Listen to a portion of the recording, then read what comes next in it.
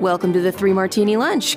Grab a stool next to Greg Columbus of Radio America and Jim Garrity of National Review. Three Martinis coming up.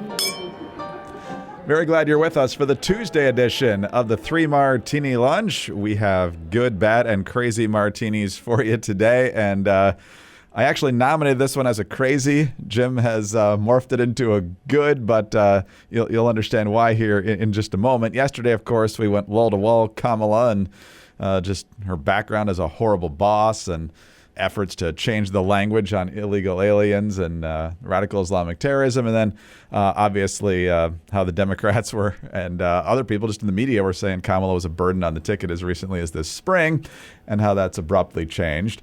But our first martini here, Jim, is from the New York Times. And Kamala basically is disavowing almost everything she campaigned on back in 2019 when she was trying to lurch to the left to secure the nomination, an effort which, of course, crashed and burned in flames. But the New York Times, noting that she has now said she doesn't want to ban fracking, basically because she wants to win Pennsylvania. But then you get this paragraph. In addition to changing her position on fracking, campaign officials said she now backed the Biden administration's budget request for increased funding for border enforcement, no longer supported a single-payer health insurance program. That seems significant. That's getting buried in an article somewhere.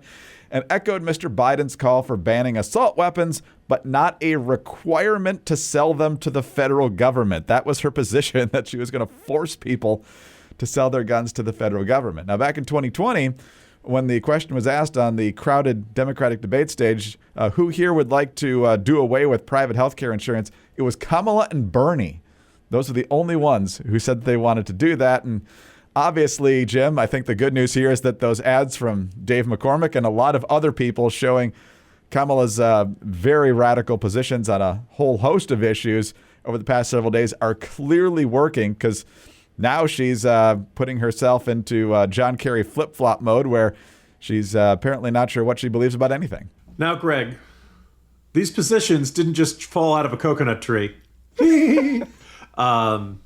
Okay. So why is this a good martini? First of all, I think it demonstrates this is where public opinion is, that Kamala Harris has recognized that most of her platform from 2020 is no longer operative, as they used to say in the Nixon days. It is unworkable. You cannot sell that to the American people, even with the media cheerleading behind you, which, by the way, also indicates that she looked at her 2020 campaign and why it crashed and burned. It did so badly after that big start and confronting Biden over busing. And it's like, oh, my positions were terrible. My positions were very unpopular, even in a Democratic primary. This is good news for us. This is, this is a sign that the Overton window has shifted over to the right compared to 2020. Now, we probably should get a ticker going or a countdown clock or a count up clock on this podcast. I know it's mostly audio, but just to continually count how long it's been since Kamala Harris became the nominee, got a majority of the delegates to say, yes, we support her. And how long it's been since she's done an interview.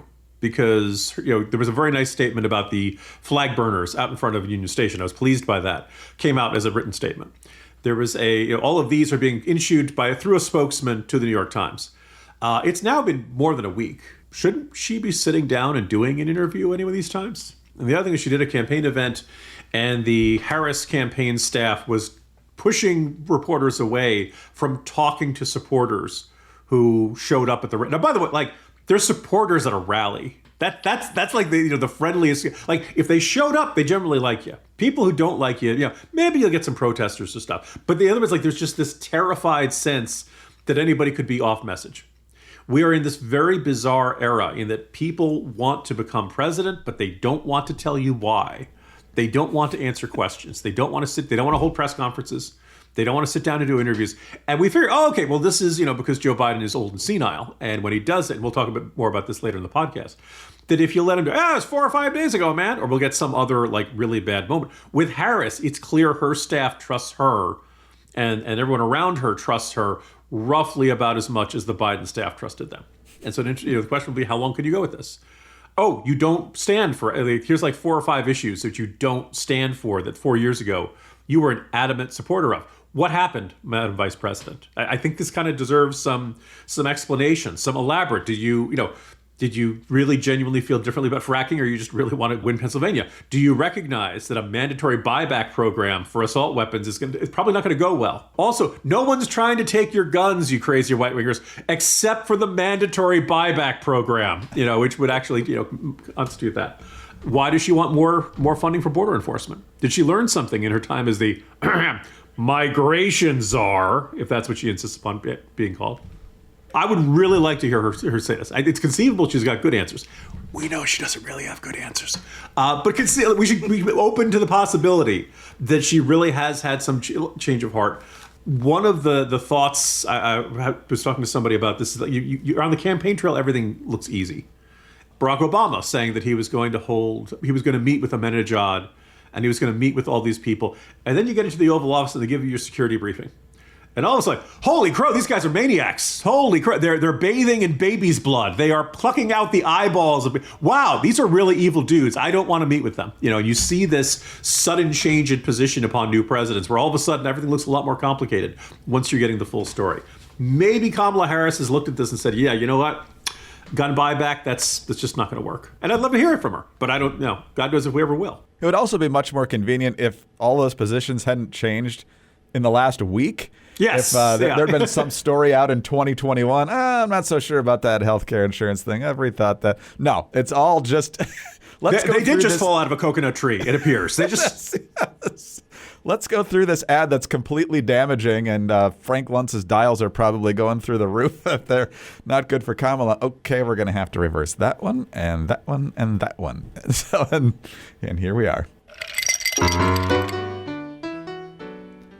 All right, Jim, on to our bad martini, and this one's multifaceted. On Sunday, there were elections in Venezuela, and according to the exit polls, it was more than 2-1 in favor of the opposition. They want the socialists out. Nicolas Maduro, not popular at all down there. He's less popular than Joe Biden inside the Democratic Party as of about a couple of weeks ago, before he was the greatest American since George Washington. And so the results as they initially came in seemed to back up the exit polls. And then all of a sudden, the Election Commission, which reports directly to the president, says, Maduro's won by about 6 or 7 points, and nothing more to see here. Even though if you look at the graphic on the screen, the percentages add up to like 105% or something like that. But hey, Maduro gives 110% every day, and that's how you end up with 105% in the election results. Also, it was his understanding there'd be no math involved. So nobody's buying this. Anthony Blinken, I believe he was in Japan when he made these comments yesterday. And yes, he's a diplomat, so he's got to keep his composure. But I would like a little more fire than this. That said, he did say the right thing here. We've seen the announcement just a short while ago by the Venezuelan Electoral Commission. We have serious concerns that the result announced does not reflect the will or the votes of the Venezuelan people. It's critical that every vote be counted fairly and transparently, that election officials immediately share information with the opposition and independent observers without delay, and that the electoral authorities publish the detailed tabulation of votes. The international community is watching this very closely and will respond accordingly. Biden has said nothing. Harris tweeted out Sunday evening. This may have been before everybody saw just how bad it was, but she says the U.S. stands with the people of Venezuela who expressed their voice in today's historic presidential election. The will of the Venezuelan people must be respected. Despite the many challenges, we will continue to work toward a more democratic, prosperous, and secure future for the people of Venezuela. Meanwhile, you've got people like Javier Milei in Argentina getting a little more strident in his language than Anthony Blinken, saying, quote, "The dictator Maduro has committed a fraud. They have awakened the Venezuelan lions, and sooner or later, socialism is going to end. This impoverishing model is going to end. Socialism is always a murderous phenomenon. Courage, dear Venezuelans. You are going to get ahead," which, Jim, if you have to sum up what he wants to happen to Maduro, you just have to say, "Afuera!" He needs to be out, just like all those government programs. So since then, you've got stories of Hugo Chavez statues being toppled, the people taking to the streets, in some cases, the military not following orders to confront the people. In other places, it has been more tense. Hopefully, the people not accepting these results will gain momentum. But we've seen what happens when the United States doesn't get behind those protests. See Iran, 2009, for example. So who knows if this is actually going to work? But one of the reasons that the administration might be staying quiet is because of the reason these elections happen. Marco Rubio with a tweet yesterday.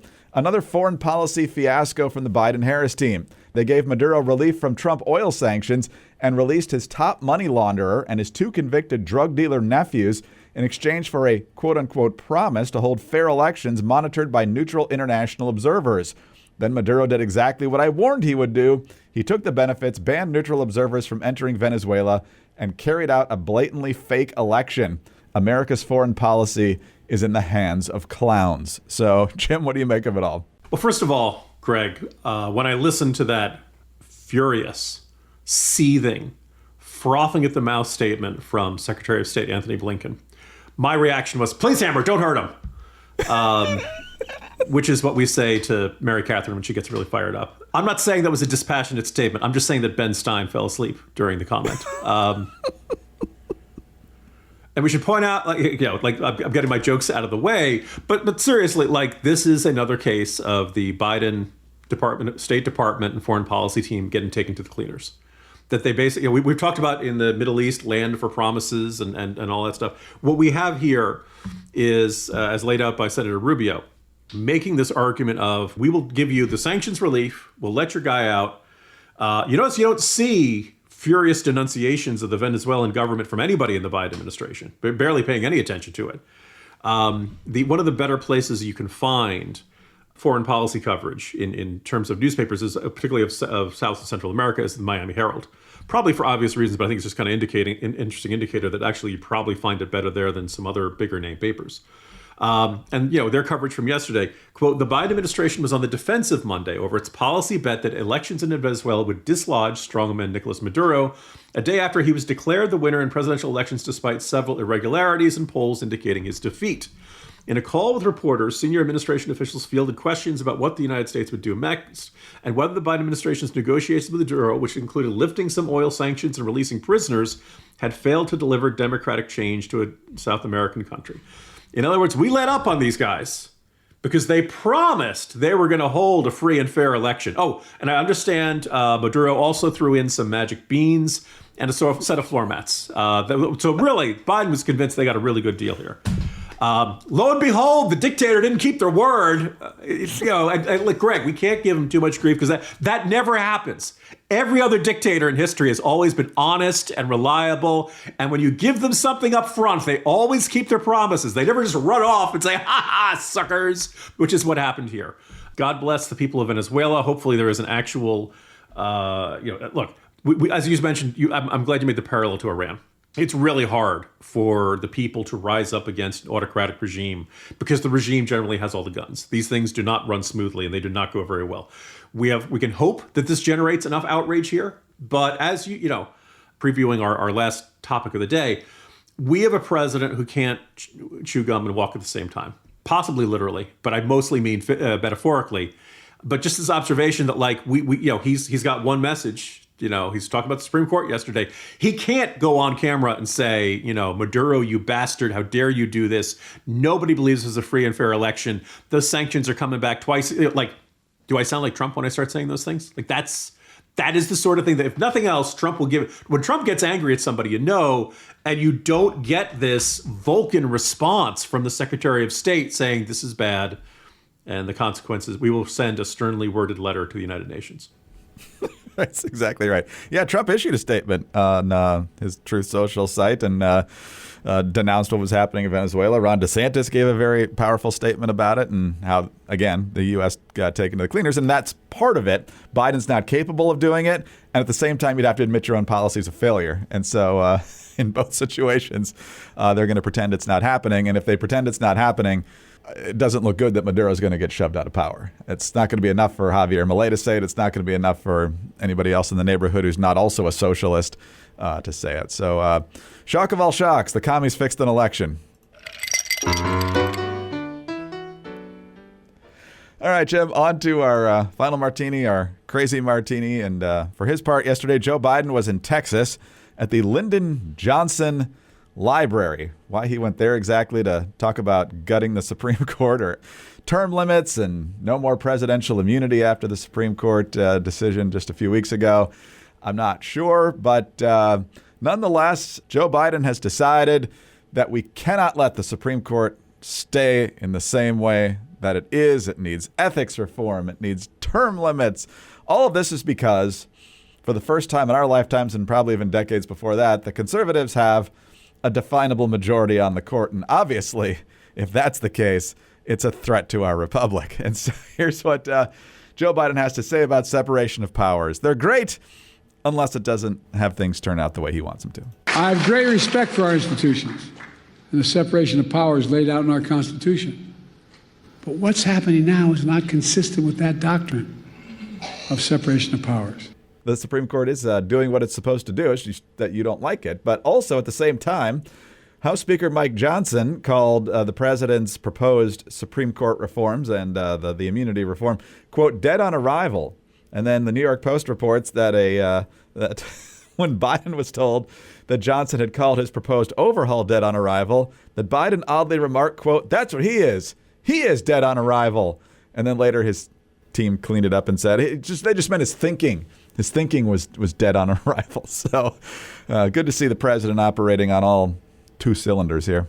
First of all, I will say everyone should go read my colleague Charlie Cook. Just went up in the corner on court packing. Joe Biden has become exactly what he once denounced.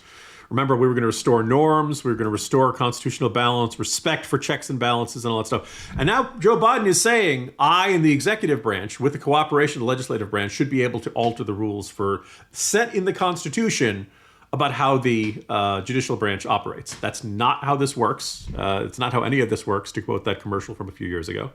And Charlie observes, like, look, you think about it. By the way, you asked why were they doing this at the LBJ library, Greg? I looked it up. The Franklin Roosevelt Presidential Library and Museum in Hyde Park, New York, was booked, which really would have been more appropriate. If you're trying to destroy the independence of the Supreme Court, that's really the venue you want to do it there. Seriously, yes. So you had to go with LBJ, the next best option. Joe Biden is trying to argue that people on the court should no longer be allowed to really be considered real justices because of term limits, because they've been on too long.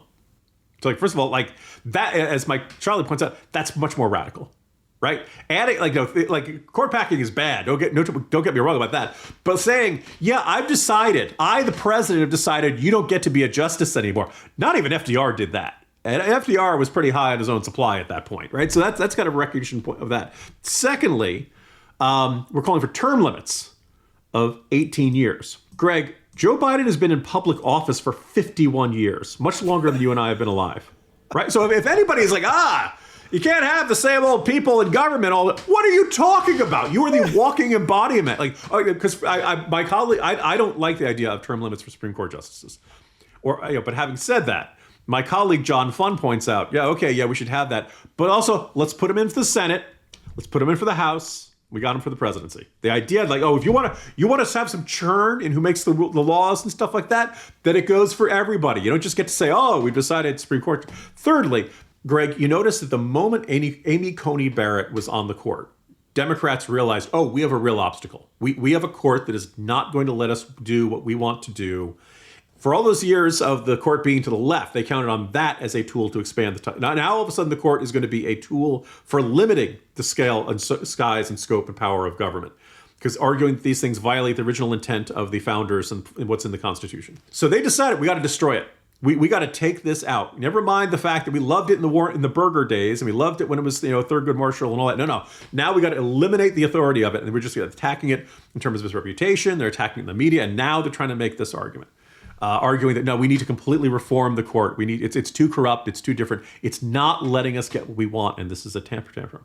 Finally, on that last comment.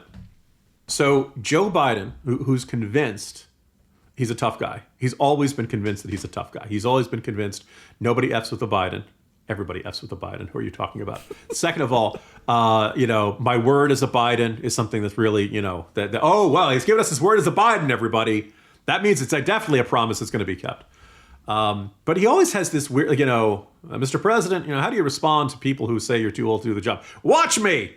And then he kind of trots, he shuffles his feet, ignoring the other questions and stuff. He has this like really convinced, at one point he said to Stephanopoulos, try to keep up with my schedule. What are you talking about? You work from 10 to 4. Stephanopoulos is half your age. Stephanopoulos seems to be in fine health. I'm pretty sure he could handle that, Mr. President. Mr. Stephanopoulos doesn't need a day off after you travel to Europe or something like that. Stephanopoulos, he does Good Morning America. Stephanopoulos does more before 9 a.m. than Biden does all day. So Biden has this, so he's got this whole idea where I'm the toughest guy. Mr. President, the Speaker of the House says your proposal, which by the way would require amending the Constitution, is dead on arrival. He's dead on arrival. Oh, okay, tough guy. Yeah, you're going to take him outside. This guy who's half your age. By the way, Mike Johnson, he's wiry. I would not get into a dark alley with him. Much tougher than he looks. You know why?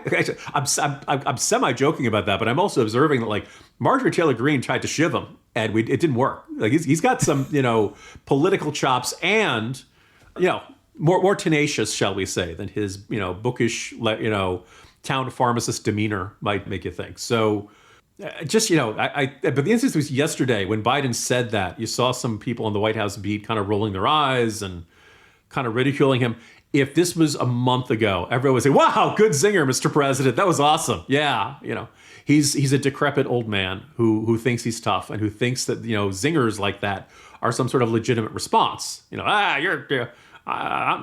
a dog-faced pony soldier. I'm old. You're old. I'm rubber. You're glue. This, whatever bounces off me and sticks to you. That's the guy we've got in the Oval Office, America. Good luck.